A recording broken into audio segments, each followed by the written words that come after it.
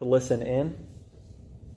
And it's fun because I think there's some people that are able to listen to it online that maybe can't be here on Monday evenings. And I know I sent y'all, I'm giving y'all some homework, and I know a lot of y'all are rising to the occasion. So has that been helpful? And I try to give, here's some of the stuff I want everyone to read and do, and then here's some optional stuff. And so the little documents I sent, were you able to read that? I copied that from one of the books. Did you see little documents at the bottom with, each one was like a paragraph or a couple paragraphs? Okay. Maybe I can just print those and give those out. That might be good too, but okay. Well, here we are in the 7 trumpets. Who was able to read the book of Joel, chapter 1 and 2? Okay. When you read that, and as you read Revelation, did you notice some things go, whoa, there's an overlap right there, There's a lot of that. And that's why I gave you that, and then Exodus. So as we go into the 5th, let's just review just a little bit where we've been, and that's why I wrote this, and then we're going into the 5th seal. Okay. So let me bring this even closer. Okay. So what I have here are the 7 trumpets, and I just have a little, description, a very short description of each one. And what we have is that each of these trumpets gives a little foretaste for what's going to come later. It gives a foretaste of what we're going to see between chapter 12 and 15. And so here I just have diagrammed out those things that we're getting a foretaste of. So, we have the fire, the blood, and the hailstone, the hail from the first trumpet. We'll see hailstones again, chapter 11, verse 19. And if this is interesting for you, that's cool. You can write it down. If not, that's okay. I just want to chart it out. Because remember, as we talked about, the seals and the trumpets and the bowls are layered within each other. Almost like those, what are those called? Those Russian stacking dolls. But it's kind of like that, nested in each other. So each one gives you a little foretaste of what's going to come next. But the seals give you the least amount of information. The trumpets give you even more, and then the bowls give you even more. And so you're learning more and more about what is going on, what God is trying to tell us. And so that's just what I'm trying to give you a picture of, is each of these things show up again. And the amazing thing about the book of Revelation is it does this all the time. All the time in the book of Revelation, it'll tell you something and it'll come up later in the book. Remember all of the things we're told about Jesus in chapter 1? Way back in chapter 1, remember I drew that really terrible picture, and Jesus has the sword out of his mouth, and he has the robe on. Remember all that stuff? And his feet are like bronze or gold, I can't remember. And his voice was like rushing water. We get most of that stuff later. And so that's what this book will do, is it'll give you a little hint, and then you'll get it later. And so that's what's happening here. So the mountain thrown into the sea, we have in the 2nd trumpet. In chapter 12, that famous chapter, we have the dragon being falling.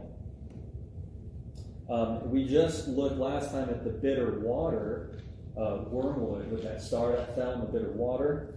In chapter 12, we're going to have bitter water coming out of the mouth of the dragon. So that's kind of similar. So that's kind of an overlap. The 4th trumpet, as we looked at a little bit, we'll look at that just again, but we looked at the very end last time. I'm not sure exactly how to overlap with this, actually, but we'll look at that later. Today, we're going to look at the 5th trumpet with the Locust army. The weirdest thing we've seen so far in Revelation, probably, right? It's pretty weird. Well, in chapter 13, there's a land beast. And so that kind of overlaps with this locust beast. We have we have the saints in the 6th seal. And then we have the harvest of the 144,000, the saints in chapter 14. And then the 7th trumpet has to do with Christ's kingdom. And then later in chapter 15, we're told about that as well. So it gives you a little foretaste of some of that stuff. And come over to our handy-dandy Genesis 1. Right? Handy-dandy Genesis 1. Because we can't ever get free of it, right? Handy-dandy Genesis 1. 7 trumpets. So, of course, when you have 7 trumpets, you have to break this guy out, right? So when we're looking at the 7 trumpets, we've only looked at 4 so far. And the first couple ones don't really seem to overlap too much with Genesis 1 until we look at the 4th trumpet. So remember, the 4th trumpet, the sun, moon, and stars are darkened. What was created on the 4th day? Sun, moon, and stars. Right? 7, the 4th one, sun, moon, and stars. So then it starts to line up a little bit. So if you go backwards from that, the 3rd trumpet has to do with the fountains. Remember the fountains and the rivers that have become bitter because wormwood came down upon them? Well, the 3rd day, what happens? The waters below are divided, the dry land appears, and then the fruit-bearing grass and trees are created too. On the surface level, it doesn't seem like that would overlap with trumpet 3, but it actually does because, and we don't need to go into this, but I gave you some verses last time about fountains. And when you look at fountains in the Bible, fountains and rivers, they're not the same as the ocean. Fountains and rivers come up from underneath the earth in the Bible. I'm not saying geologically necessarily it's always like that, but in the Bible, water is coming from under the earth. So it's an earth phenomenon. So day 3 is earth, and 3rd trumpet, rivers and fountains, those come up from under the earth. Day 2, what's created? Waters above, waters below. Trumpet 2, the mountain is thrown into the sea. Remember, the sea creatures, 1/3 are destroyed and 1/3 of the ships. So trumpet 2 is all about the sea. The sea is created on day 2. So there's some overlaps here. And I'll give you one more, and that is day 5. We're about to look at the 5th trumpet. And this will make more sense as we get into it, because we haven't even talked about it yet. Y'all, for homework, should have read the 5th trumpet. And on day 5, what's created? The birds of the air to fill the skies, and the fish below to fill the water below. And so day 5 is kind of school of fish and flock of birds. It's this swarm of things, cluster of things, a cloud of things. What do we got on day 5? A cloud of locust scorpion creatures. It's a cloud of creatures. Remember the 5th seal? We had a cloud of incense going up. A cloud of prayers coming up from the saints that are under the altar crying out, Sovereign Lord, how long? So day 5 is a cloud day. And then the last thing I just want to talk with you all about with the Genesis 1 thing is you'll see here, and I know it's hard to read. Remember, and we'll look at it just here, the 4th trumpet, there's an eagle in mid-heaven, and it says, woe. Remember there's 3 woes. The last 3 trumpets get woes. But think about this. What's different in Genesis 1 on day 5, 6, and 7? Only in day 5, 6, and 7 does God bless. Because God created the birds of the air and the fish of the sea. He blessed them. He said, be fruitful and multiply. Then God created the beasts of the field, and then God created mankind and blessed them. He said, be fruitful and multiply. Then God created the Sabbath day and blessed it and made it holy.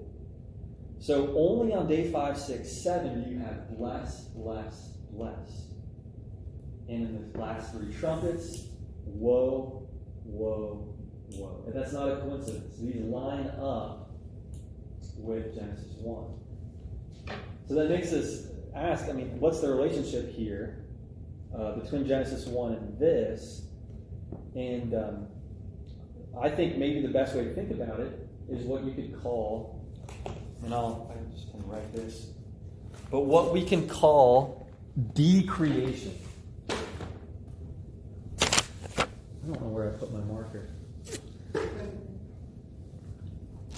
Back in here? I don't know.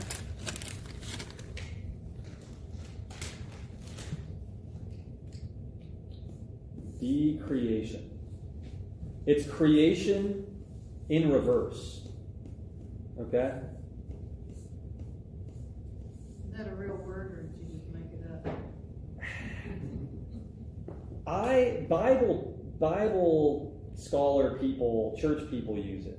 I mean, I don't know if it actually be in a dictionary, but Bible people use it. So, decreation, anti-creation. And what we're going to see in this fifth trumpet is we're going to see a lot of anti-stuff. You're going to see a fake copy of a true something. There's stuff that God does and stuff associated with God's throne. Day 5 is all going to be the false copy, the anti-version of it. So the woe, woe, woe is the opposite of bless, bless, bless. And the plagues on Egypt are also a decreation. There's 10 plagues in Egypt. And on the 7 days of creation, interestingly, God says 10 different times. God said this, let there be this, let there be this. 7. He does it, it's 7 days, but he does it in 10 different times. Because there's certain days he does it twice. So there's 10 words of creation. There's 10 plagues in Egypt of decreation. And so that is a little bit, but you're going to see it in Trumpet 5. This will make more sense. I just want to lay out the big picture. That instead of bless, bless, bless, it's woe, woe, woe. Okay?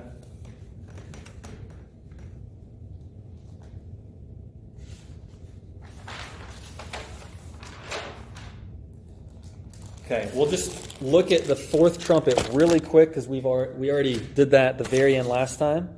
And then we'll go on to the easiest one, the fifth one. It's not easy. Fourth trumpet, what does it say?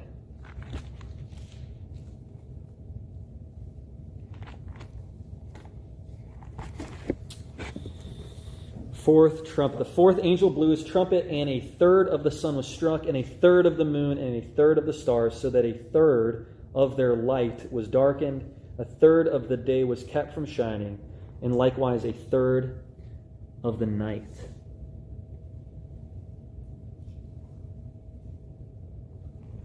Then I looked, and I heard an angel crying with a loud voice as it flew in mid-heaven.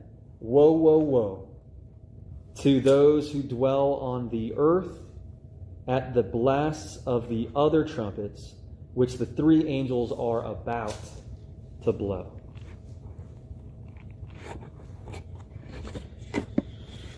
Could someone read for us Revelation 6? We're going to go back for a second. Actually, it's going to be chapter 4. Chapter 4. Starting at 7. 4:7. Someone read 4:7. First living creature was like a lion. The second living creature like a cat. The third living creature got a face like a man. The fourth living creature was like a flying eagle. Thank you. Do you notice what just happened? What trumpet is this?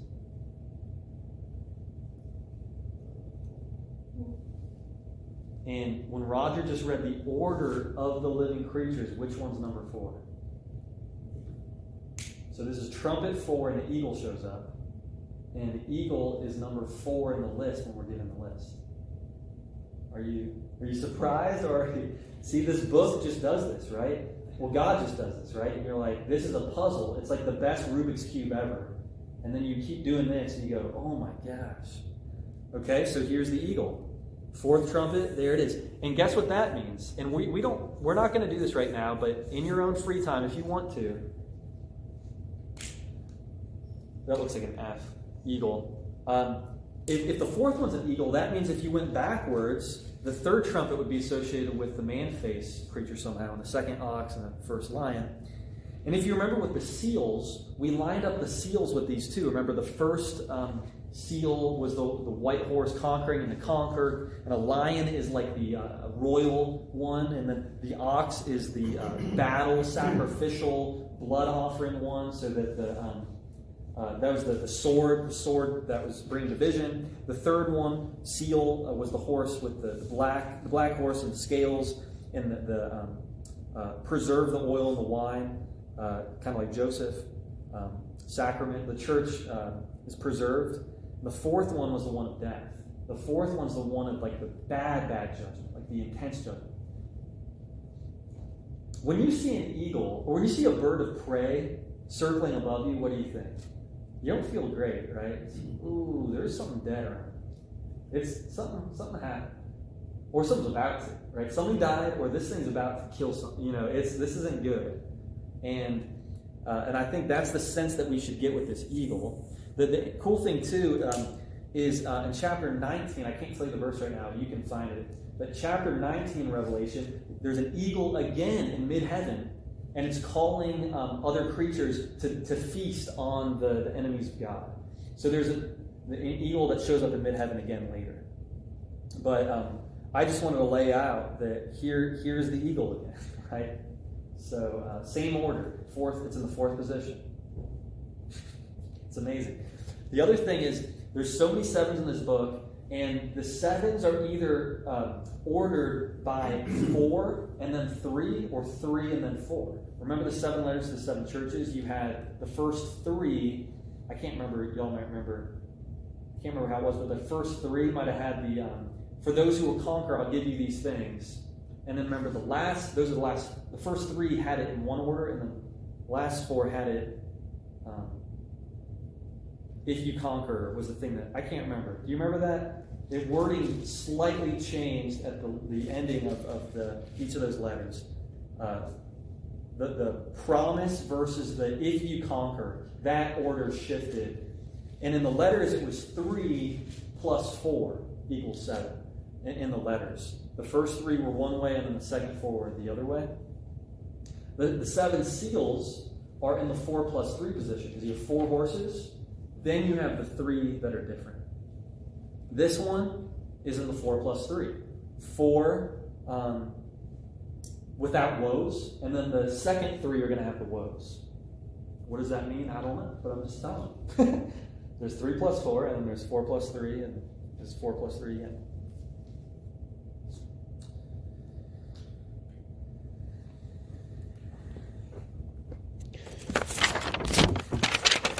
Now, if you're wondering, why is it 1/3?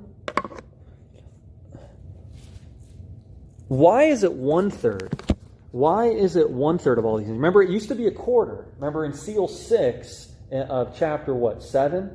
It was a quarter of all these things. When the eagle, the green horse came, it was a quarter of these things would suffer from the sword and pestilence and beast. Now it's 1/3. Well, I just want to read you one. Friends, I apologize. My audio recording device got cut off by accident when I was recording the Bible study, so I'm going to continue where we left off. So I asked the question, why do we have all these 1/3 mentioned in the first 3 trumpets? Well, on one level, it's contrasting to the 4th seal from the previous chapter 7. Remember, that's the green seal, or the green horse, the 4th seal. And it said there that 1/4 of the earth would suffer under death, pestilence, and famine and beast. Now we move to 1/3, and then in a couple chapters we're going to end up with the entire earth. And so we're with 1/3 right now. And if you flip over to the book of Ezekiel, chapter 5, we read this. Now, son of man, that's Ezekiel, take a sharp sword and use it as a barber's razor to shave your head and your beard. Then take a set of scales and divide up the hair. When the days of your siege come to an end, burn 1/3 of the hair inside the city. Take 1/3 and strike it with the sword all around the city, and scatter 1/3 to the wind. for I will pursue them with the sword. But take a few hairs and tuck them away in the folds of your garment. Again, take a few of these and throw them into the fire and burn them up. A fire will spread from there to all Israel. Now, this might sound really strange until we consider the fact that if you read the book of Ezekiel or Isaiah or Jeremiah, you will find that prophets do symbolic actions. God will tell a prophet to do a symbolic action, and that action will show other people and show the prophet himself what God is about to do.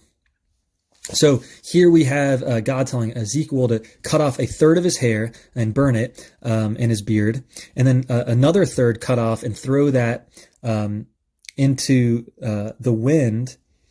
And then, the second third is cut it with a sword, and then the last third, he is to throw it into the wind. And this is kind of like we're seeing a third of the green grass and trees and other things being burned. Actually, all the green grass being burned, but we see a third of a lot of things, a third of the land being burned up. So it's a picture of what Ezekiel's doing here. And what God's telling Ezekiel is he's preparing him for Jerusalem to be overtaken.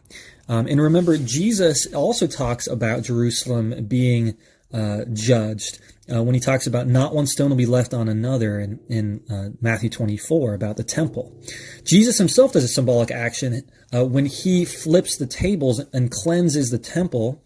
Remember, he flips the table and then he drives out the money changers and the animals. That's a symbolic action, just like this Ezekiel cutting his hair, which shows what God is soon going to do to the nation. So that's just to help us out with the 1/3 question. But now we turn to the fifth seal. And this is Revelation chapter 9. So Revelation chapter 9, we find this. The fifth angel sounded his trumpet, and I saw a star that had fallen from the sky to the earth. The star was given the key to the shaft of the abyss. When he opened the abyss, smoke rose from it like the smoke from a gigantic furnace. The sun and sky were darkened by the smoke of the abyss. And out of the smoke, locusts came down on the earth and were given power like that of scorpions and the earth, of the earth. Okay, so we just stopped there. So we have a star that had fallen from the sky, and we already saw that in the third trumpet. Remember, that star has the name of wormwood. Here a star has fallen from the sky. It's probably that same star, but it could be a different one. This is like a demonic, it could be a fallen angel, a demon, or it could be Satan himself. If you flip over to Luke chapter 10:18, you have these famous words from Jesus where he says this: I saw Satan fall like lightning from heaven. I have given you authority, he's talking to his disciples, given you authority to trample on snakes and scorpions. We just saw scorpions in Revelation. Give you authority to trample on snakes and scorpions and to overcome all the power of the enemy. Nothing will harm you. However, do not rejoice that the spirits submit to you, but rejoice that your names are written in heaven. Okay. So Jesus, in his ministry, saw Satan fall like lightning from heaven. Could this be the same thing John is seeing, or at least associated with it? Yes, it's got to be related to this star we're seeing fall in Revelation. And as you remember, stars are often angels in the Bible, but they can also be earthly rulers as well. And so in Isaiah, when you have the falling Lucifer, that's actually the governor of Babylon. And so here, the earthly ruler could be Herod. It could be one of the chief priests. We don't know for sure. But it's an evil ruler who's falling. It's probably Satan himself, and he's given the keys to the abyss. Okay, what are these keys? Well, he's given the keys. That means he didn't start with them. But if you flip back to Revelation 2, and you go to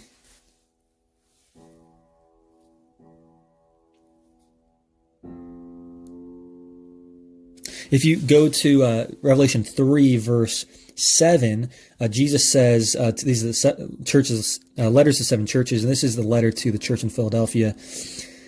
And Jesus says, "These are the words of him who is holy and true, who holds the key of David. What he opens, no one can shut, and what he shuts, no one can open." Okay. So Jesus has the key, and he's giving that key to this fallen angel just for a time. And this fallen angel, this fallen star, has the shaft, the key to the shaft of the abyss. So if we think of the temple as symbolically a triangle, like a pyramid going up to heaven, kind of like Jacob's ladder, the temple is the structure where human beings, I guess at least priests or high priests, can go in and go into the holy place, which is the footstool. Scripture says the footstool of God's throne. It's kind of symbolically a staircase between heaven and earth. Well, if that's the case, then what we're seeing here is a kind of anti-temple. Instead of spanning from earth or land to heaven, this is going from below the waters, the hell, the abyss, and coming up to the land.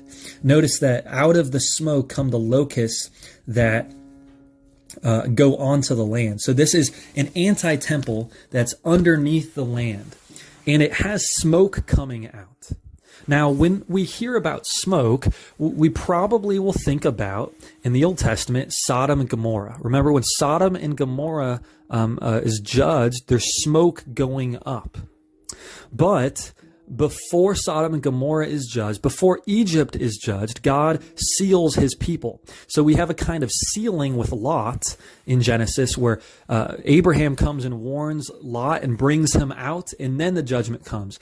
In Exodus, God seals his people by telling them with the Passover to wipe the blood of the lamb with a hyssop branch on their houses, and that marks them off. It seals them from the judgment that's to come. The same thing is happening here. We're about to see that these locusts in the fallen angel only have authority over those who are not sealed. So there's a sealing first, and then there is this judgment. Smoke is coming out of the abyss. What we're going to see is that each of these details, each of the things we'll see in this fifth trumpet, are a false anti-version of something holy. So if you remember in Genesis 1, the fifth day, what did God create? God created birds to fill the heavens and fish to fill the sea. And so you have an image of a school of fish and flock of birds. So day 5 is a cloud type of day of creation, okay? So if you've ever seen thousands and thousands of birds flocking together, it kind of looks like a cloud, doesn't it? And in fact, when God shows up, especially in the Old Testament, he shows up he's seated on top of the clouds. And the clouds for God are actually a picture of his heavenly host. His heavenly host, like when Jesus was born in Luke 2, and the heavenly host, all the angels are singing, there are myriads and myriads of angels, thousands and thousands and millions of angels, and they form what looks like a cloud, like a flock of birds. But when you get closer, you discover that it's actually myriads of angels. Well, here in the fifth trumpet, we get the false anti-version of that. Instead of a cloud of angels, it's a cloud of these locust beings. Remember in the seventh seal, we had the great golden bowl of incense in that Pentecost theme. We also had in seal 5 the martyrs under the altar crying out for the redemption of their blood. Sovereign Lord, how long? And their prayers go up kind of like incense. Well, this smoke is like a fake incense. It's a false kind of incense. So, verse 3, and out of the smoke locusts came down on the earth and were given power like that of scorpions of the earth. Notice that what you're going to see in the fifth trumpet is a lot of language that uses like. It's like this and as this and like this and like this. What that means is that it's not a true scorpion. It's not a true something we know on earth. These are spiritual realities. What does Paul say in Ephesians 6? Our battle is not against flesh and blood, but about powers and principalities. These are spiritual realities. And it's kind of like in chapter 1 when we get our first vision of Jesus. Remember, it says his voice is like roaring waters, and his feet were like gold or bronze. We got that language of like with Jesus because it's describing his heavenly appearance. So it's a spiritual appearance, and in the same way, these demon creatures are described with like language because they're false imitations of the real thing, and they're evil spiritual realities. So out of the smoke, locusts came on the earth and were given power like that of scorpions on the earth. Now, scorpions in the Old Testament are a common enemy of the people of God. In Ezekiel chapter 2, verse 6, God says this to Ezekiel: "You son of man," Ezekiel, "do not be afraid of them or their words. Do not be afraid that though briars and thorns are all around you, and you live among scorpions. Do not be afraid of what they say or be terrified by them, though they are a rebellious people." Thorns and briars. Don't be afraid of the words they say, even though the thorns and briars are all around them, and you live among scorpions. When a scorpion stings you, what is it like? It's kind of like a thorn, isn't it? What does Jesus wear on his head? A crown of thorns. What does Paul say in 2 Corinthians? He is overcome by the thorn in his flesh, the thorn in his side. And so whatever this thorn is, it's the evil one, and it's coming upon Jesus and the saints in this early period. What we are seeing is that when God shows up in Jesus, the powers of evil don't simply stand away. They actually show up even more. Think about the fact that in the Old Testament, there's no casting out of demons. We don't really see demons too much in the Old Testament. In the New Testament, they're everywhere, right? Jesus is casting out demons everywhere. And so when Jesus shows up, the powers of evil are right there until Jesus fully overcomes them. And in fact, we won't see Jesus fully overcoming them until his kingdom fully comes, even though he's already dealt them the climactic and ultimate blow in his death and resurrection. So we have these scorpion-like creatures. They sting with their thorns. Verse 4, "They were told not to harm the grass of the earth or any plant or tree, but only those people who did not have the seal of God on their foreheads." Remember in chapter 7, we already saw the 144,000 are sealed by another angel, which is either Jesus or an angel closely associated with Jesus, is sealing them off, just like the Israelites were sealed with the blood on the posts in the Passover, just as Lot was sealed, just as those are sealed in Ezekiel chapter 9 from the judgment on Jerusalem. It says they were told not to harm the grass of the earth or any plant or tree. Okay, so those have to be those who are sealed. Do not harm the grass or the trees. Okay, that's kind of like in the third seal from chapter 6. It was the black horse that had the scale, remember, and had the wheat and barley that cost a lot of money. And then what does the voice from the throne say? Do not harm the wine or the oil. Do not harm them. Remember, the wine and the oil have to do with God's holy people. When we have Holy Communion, We have bread that uses oil to bake it. And you also use oil when you anoint someone and when you confirm someone in confirmation. And then the wine at the Lord's Supper. We drink his blood in the chalice. And so God's people are the wine and oil people, and they're also the green grass and the tree people, because they're on the promised land. And so they're not going to be harmed here. Verse 5, they were not allowed to kill them, but only to torture them for 5 months. And the agony they suffered was like that of the sting of a scorpion when it strikes. During those days, people will seek death, but will not find it. They will long to die, but death will elude them. So they are being tortured for 5 months. What is the length of 5 months? Well, if you remember the cycle of the 7 festival days in the Old Testament, the festival calendar of the year in the Old Testament, it is a structure that we see in the book of Revelation. And I spoke about that in our Introduction to Trumpets Bible study a couple weeks ago.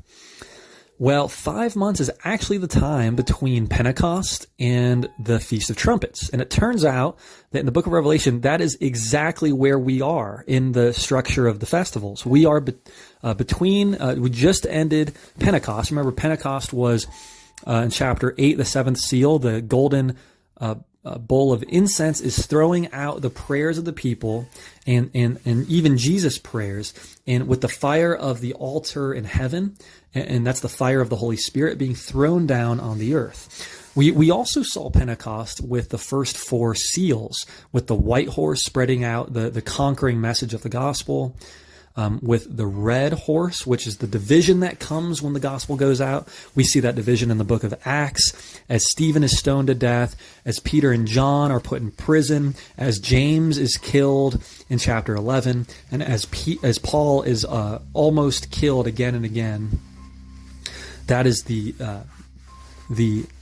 division that comes about when the gospel goes out. So that's Pentecost too. So we are between Pentecost and trumpets. That's a 5-month period in the Old Testament. And it actually is also the dry season of the year. And think about, if locusts came during the dry season and they take out your crop, you are absolutely done for. So this is a harsh judgment. And it's kind of like the locusts in Joel chapter 1 and 2. We also see, it says, during those days people will seek death but will not find it. They will long to die, but death will elude them. And this is just the most excruciating, terrible situation we could ever imagine. And if we look back to Matthew 24, which we look back to a lot because it's Jesus' teaching that goes along with the book of Revelation, we see Jesus talk about the Great Tribulation. For there will be a great tribulation unequaled from the beginning of the world until now. This is Matthew 24:21, and never to be equaled again. If those days had not been cut short, no one would survive. But for the sake of the elect, those are the ones sealed, those days will be shortened. Okay, it's going to be really, really bad. And we're told in verse 2 that the sun and sky were darkened by the smoke from the abyss. So this anti-glory cloud, this anti-incense, and these anti-angels who are demons are covering up the sun and the sky. They're being darkened. This is the same darkening we see at the end of Joel chapter 2, and the same that Jesus talks about in Matthew 24. Matthew 24, 28, 29, 30. And think about when Jesus dies on the cross, it goes dark, there's an earthquake, and what else happens? The temple curtain is torn in two. Well, what's on the temple curtain? The temple curtain represents the firmament heavens.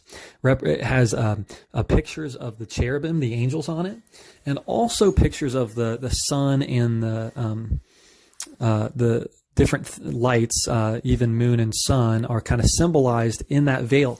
Well, when that curtain is torn in two, it's a picture that when Jesus dies and that curtain's torn in two, that the heavens and the moon and the stars, God's whole created order is about to be turned upside down.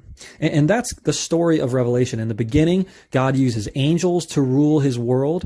And by the end, the angels step aside and God uses human beings in and through Jesus Christ to be his rulers. But God uses his church, his saints, to rule the world, because Jesus is the first human being in heaven, and once he's in heaven, he provides a way for his people to come in. And we'll see that later in the book. Verse 7, the locusts looked like horses prepared for battle. On their heads, they wore something like crowns of gold, and their faces were like human faces. Notice, something like crowns of gold, and their faces were like human faces. They're not true humans, or they don't have true crowns. They're fake. They're demonic fake copies, or not even copies, just fake versions of these things.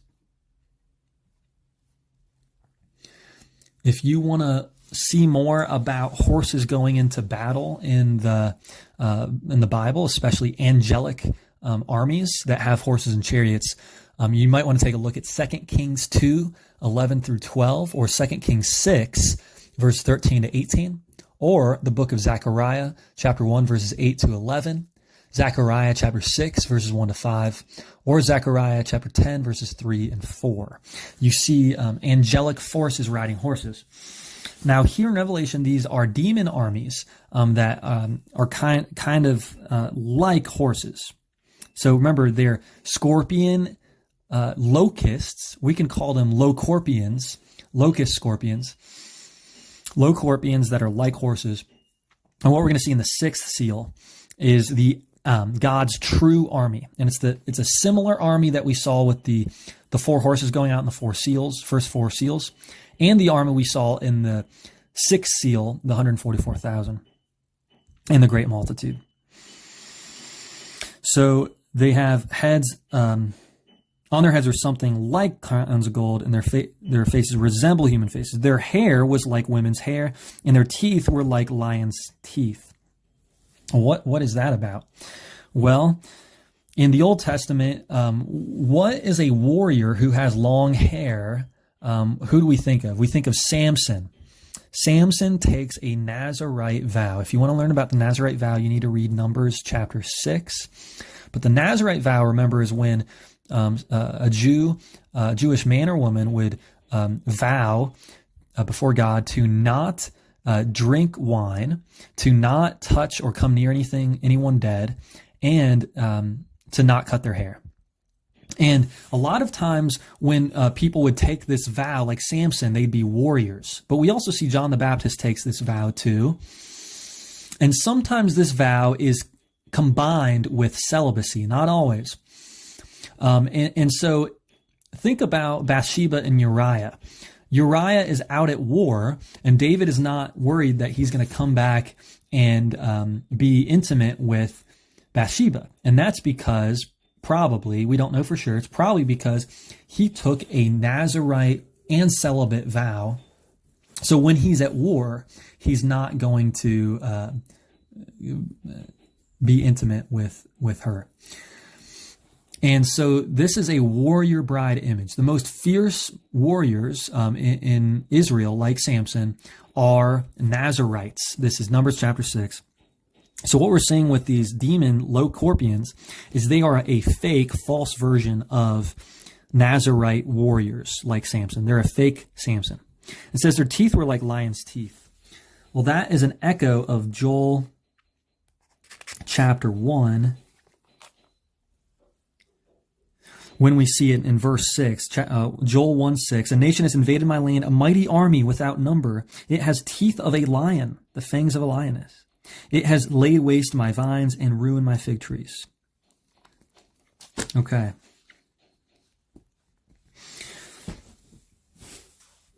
Verse 9, they had breastplates like breastplates of iron, and notice like, and the sound of their wings was like the thundering of many horses and chariots rushing into battle.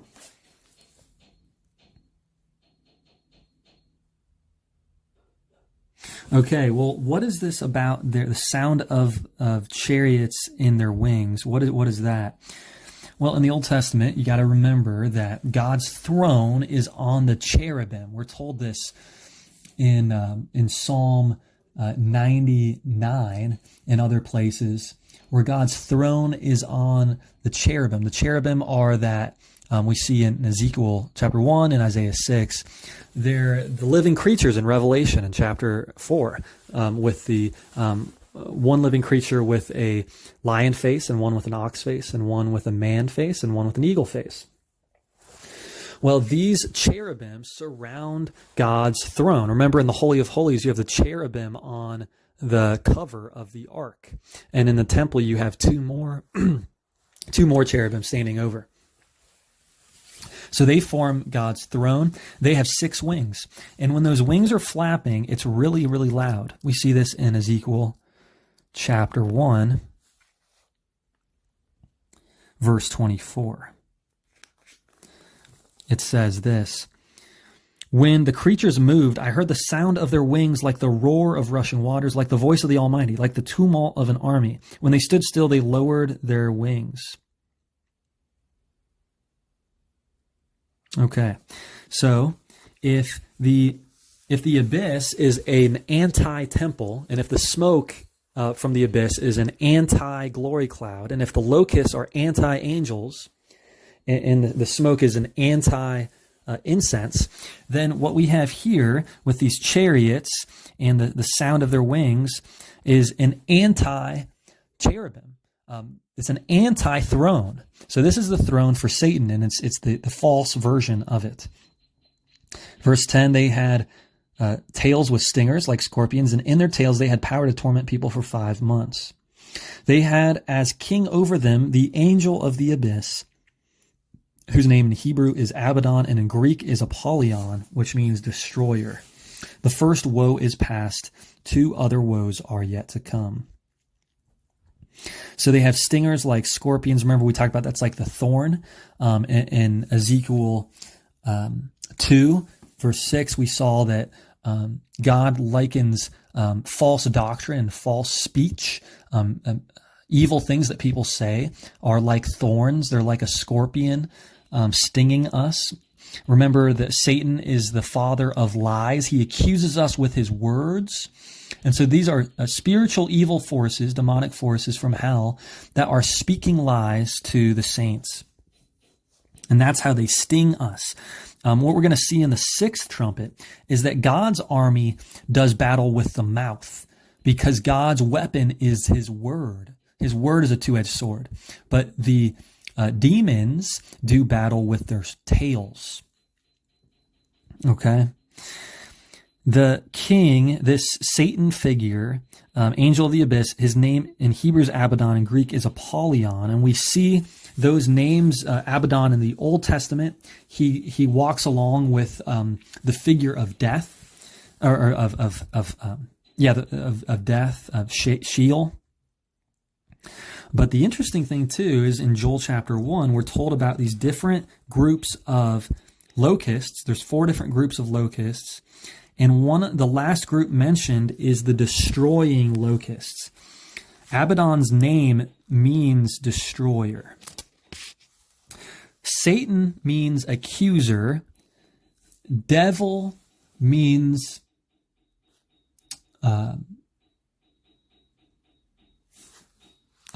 liar, maybe. I can't remember, but Abaddon means destroyer. So there's swarming locusts.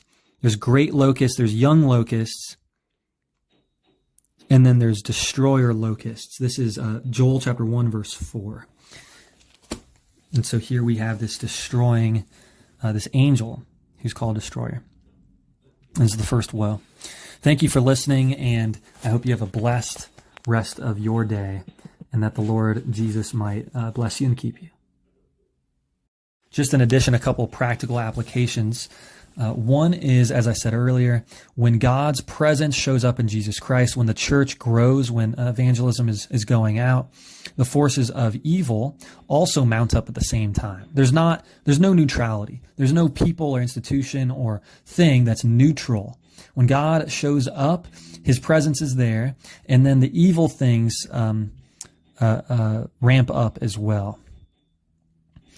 And we see in Luke 10:12-13, where Jesus says that when a man is empty, his house is empty, 7 more unclean spirits enter him. This is a picture of Israel in the temple, that when God is no longer present in the temple, Jesus says, you're a desolate house at the end of Luke chapter 15. There's no neutrality. That emptiness will be filled by the evil one unless God comes and refines us, redeems us. So that's one practical application. And the other is that evil, like these demons, these locusts, they can look very, very, very close to a true thing, right? So these Locorpians are in a cloud, and that cloud almost looks like God's glory cloud. And these Locorpians almost look like angels. And the fallen angel, Abaddon, almost looks like an angel. And the abyss almost looks like a temple, and the chariot horses with their wings almost look like God's throne, his cherubim, but they're not. So it takes very significant wisdom that only the Holy Spirit can give us to distinguish between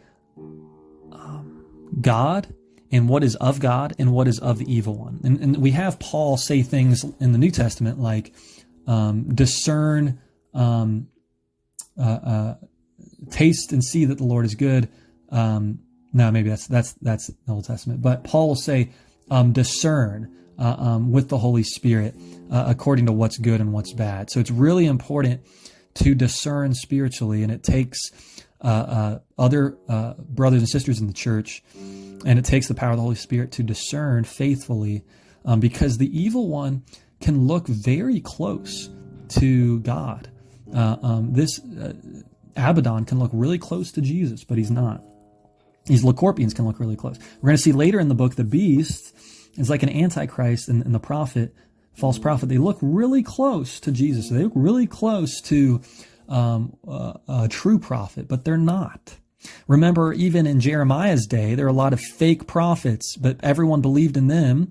And Jeremiah says, no, listen to me. I have the word of the Lord. And people didn't listen to Jeremiah. The same thing happened to Elijah. Remember, everyone was listening to the prophets of Baal. And Elijah says, no, listen to me. The true God of Israel spoken to me. So I think practical application is we have to be very careful to discern what is of God. We also have to remember that things are not neutral. God is present everywhere, but the powers of evil are lurking right around the corner as well. But God has conquered and will overcome and has overcome in Jesus Christ, his death and resurrection. And we also have to remember that God, the evil one, stings with his tail, which means he stings with false doctrine and with tempting evil thoughts. So he's the tempter, and he's the father of all lies. And so our thoughts can really mess us up. Remember, Jesus tempted in the wilderness for 40 days and 40 nights with the devil in Luke chapter 4. And the devil, how does he tempt Jesus? With his ideas. He says, if you are the Son of God, make this stone turn into bread. So he's accusing him with words. That's like a sting. He's stinging him.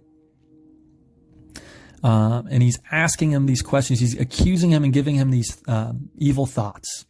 And so that's what happens to us. And we can only overcome by the Spirit's power.